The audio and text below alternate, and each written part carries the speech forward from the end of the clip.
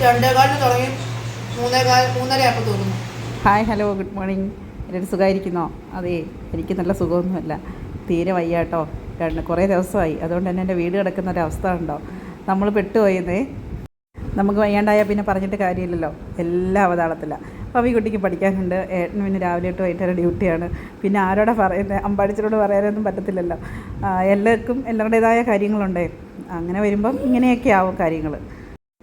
അമ്പാടിച്ച ഇവിടെ കളിക്കുക കേട്ടോ. അവൻ ചേരയോ പാമ്പോ ഒക്കെ ആദ്യം പറഞ്ഞിട്ട് നാക്കൊക്കെ നീട്ടി കാണിക്കുക.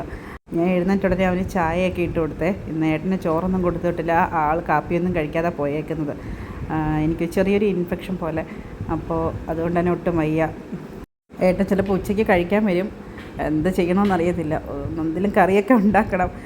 ആൾ വിളിച്ചപ്പോൾ പറഞ്ഞ് ചിലപ്പോൾ വരും ചിലപ്പോൾ വരില്ല എന്നാൽ, ചിലപ്പോൾ സമയമാകുമ്പോഴായിരിക്കും പറയുന്നത് കേട്ടോ.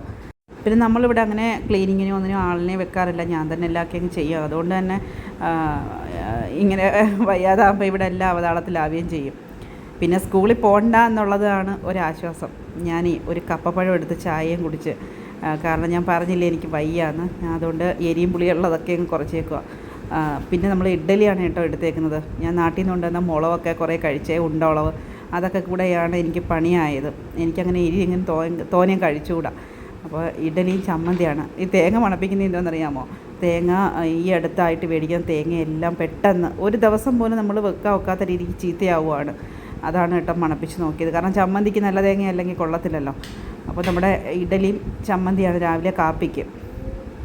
അത് തന്നെ കാപ്പി തന്നെ 10-11 മണിയായി കേട്ടോ. അപ്പോഴത്തേക്ക് ഞങ്ങൾ കഴിച്ചുകൊണ്ടിരുന്നപ്പോൾ കാണാൻ ഏട്ടൻ വിളിക്കുന്നത്, ദേ ഇപ്പം വരും, ഉണ്ടോ ചോറെന്ന് ചോദിച്ചോണ്ട്. ഞാൻ പറഞ്ഞ് ഇന്നലത്തെ കുറച്ച് ചോറ് ഇരിപ്പുണ്ട്, അതും തിളപ്പിച്ച് ഒരു ചമ്മന്തിയും മുട്ടയപ്പൊക്കെ ആക്കി വേഗം തരാം, മതിയോ എന്ന് ചോദിച്ചു. എന്നാൽ പിന്നെ അത് മതിയെന്ന് പറഞ്ഞ് അങ്ങനെ അപ്പോഴത്തേക്ക് ആൾ വന്നു. ഞാൻ കൊടുക്കുകയും ചെയ്തു കേട്ടോ. തുറക്ക്. എന്താണ് ഇവിടെ? ബിരിയാണി വിത്ത് ഫാലിമി. ഫാലിമി അതുകൊണ്ട് ബിരിയാണി ഉണ്ടാക്കുകയാണ്. പാത്രമൊക്കെ തേച്ച് കഴിക്കുകയോ?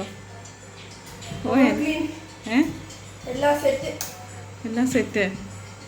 അവളും എല്ലാം ചെയ്യണമെങ്കിൽ ഇങ്ങനൊരു കാര്യം അവിടെ ഇരിക്കണം. എൻ്റെ കൊച്ച് ബിരിയാണി ഉണ്ടാക്കുക നോക്കട്ടെ.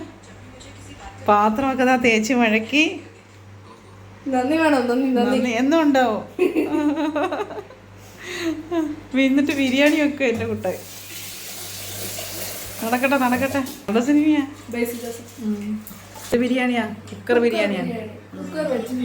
നന്നായി, വേഗം ആവട്ടെ.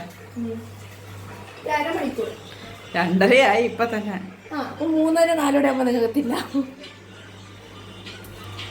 അമ്പാടിച്ചൻ്റെ പല്ലൊരെണ്ണം പോയി, അത് കിളിച്ച് വന്നിട്ട് കേട്ടോ മറ്റേ പല്ല് പോയത് തന്നെ. പിന്നെ അവൻ സൈക്കിളിൽ വിട്ടുന്നുണ്ടോ, ചേച്ചിയുടെ സൈക്കിളാണ്. ഫാബിയക്കുട്ടി അവിടെ ബിരിയാണി ഉണ്ടാക്കുമ്പോഴേ നമ്മളെ കയറ്റുന്നില്ലെന്നേ, ഞങ്ങളെ അടിച്ച് പുറത്താക്കി കതവും അടച്ച്, നമ്മൾ ശല്യം ചെയ്യുമെന്നും പറഞ്ഞുകൊണ്ട്. അപ്പോൾ അമ്പാടി സൈക്കിളിൽ വിട്ടോ.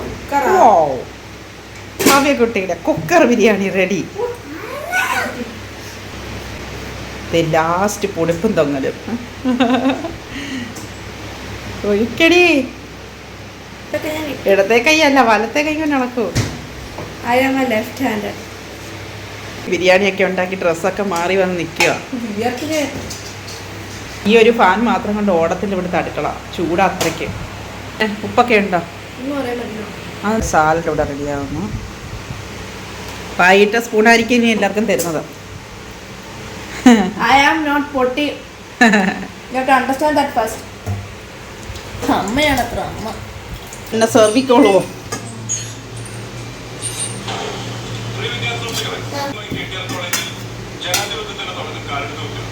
ചേച്ചി ബിരിയാണി വെച്ച് മതി, അവൻ അത്രയും മതി, തോരൻ തിന്നത്തില്ല. ഇച്ചിരി ചോറ് കൊടുക്കാൻ. മതി. ആ ടിവിയുടെ സൗണ്ട് കുറച്ച്. എന്താ പ്രവർത്തിക്കാത്ത? മതി.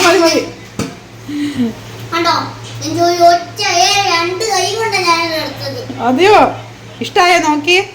ചേച്ചിയുടെ ബിരിയാണി ഇഷ്ടായോ നോക്കിയേ?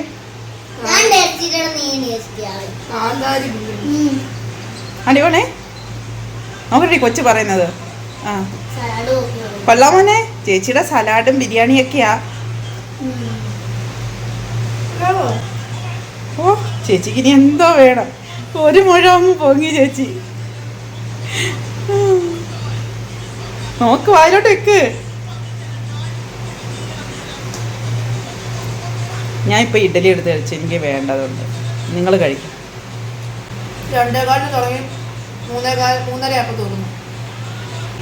സ്കൂൾ തുറക്കാൻ പോയല്ലേ, കലാശക്കൊട്ടെന്നാണെങ്കിൽ പാചകത്തിൻ്റെയൊക്കെ കലാശക്കൊട്ട കേട്ടോ സ്കൂൾ തുറക്കാൻ പോവുക. ബിരിയാണിയൊക്കെ കഴിച്ച് കഴിഞ്ഞ് അമ്പാടിച്ചിൽ നിന്ന് പുറത്തിറക്കി. അപ്പോഴത്തേക്ക് പിന്നെ വെള്ളം കൊണ്ടുവരുന്നവർ, നമ്മൾ ഇവരുടെ നിന്ന് കേട്ടോ വെള്ളം മേടിക്കുന്നത്. എല്ലാ ആഴ്ചയും ഞായറാഴ്ചയാണ് കൊണ്ടുവരുന്നത്. അപ്പോൾ ഇന്ന് നിർത്തുകയാണോ, ഈ ബിരിയാണിയൊന്നും വേണ്ടായിരുന്നു, പനിയുടെ കണക്കൊക്കെ ഉണ്ട് കേട്ടോ. ഞാൻ പറഞ്ഞില്ലേ വയ്യാന്ന്. അപ്പോൾ അടുത്ത വീഡിയോയിൽ കാണാം.